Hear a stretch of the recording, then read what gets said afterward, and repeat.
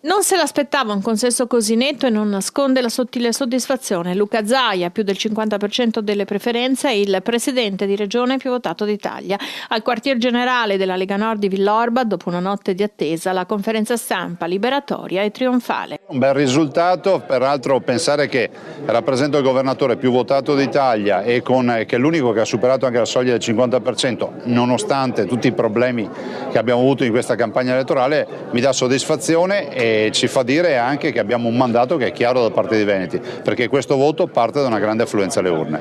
Se Salvini la volesse in un suo futuro governo?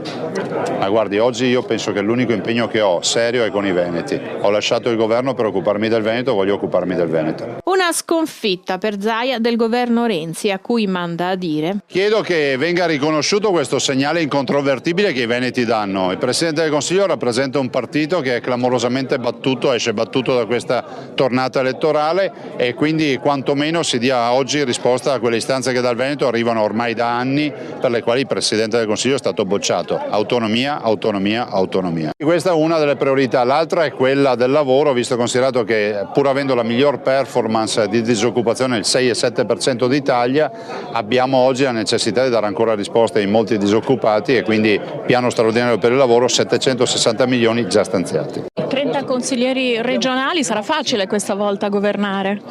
Beh, c'è una bella maggioranza e dico che questa maggioranza oggi non ha alibi, quindi niente divagazioni sul tema, niente liberi pensatori, abbiamo un programma dettagliato, abbiamo solo che fretta di realizzarlo perché i veneti se lo aspettano. In campagna elettorale lei diceva che voleva mettere la fiducia al governo, a questo punto con tutti questi consiglieri non le servirà più? No, ha un senso la fiducia perché comunque l'istituto della fiducia io lo voglio presentare, poi spero venga approvato soprattutto da un punto di vista di costituzionalità, perché questo ci permette anche di velocizzare. È bene che il Consiglio dedichi spazio alla discussione, però è altrettanto vero che se ci sono stravolgimenti di documenti o divisioni è giusto che il governo della regione, quindi noi, poniamo la fiducia e si dice o si vota o tutti a casa. Lei ha detto che questa è stata una campagna elettorale molto più difficile di quella del 2010, sì. Ha detto che i suoi avversari non dichiarateli deboli.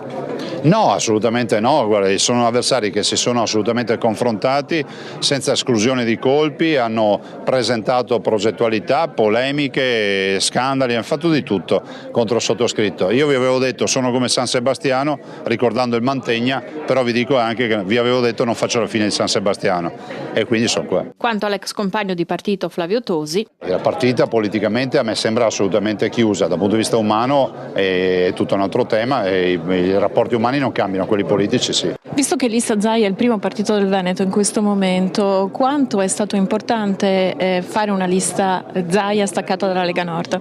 Beh, è stato strategico, io l'ho sempre sostenuto, all'inizio magari c'è stata qualche ritrosia, però alla fine ho avuto ragione. È vero che Lega fa un sacrificio perché cede buon consenso a Lista Zaia, che sono voti della Lega, però è altrettanto vero che è l'elettorato di sinistra che mi ha votato e mi ha sempre votato, e gli indecisi e tutti coloro che comunque avevano abbandonato il voto e lo hanno ripreso in questa fase, in questa chiamata di popolo, hanno votato Lista Zaia, per questo un elettore su 4 da noi ha votato Lista Zaia.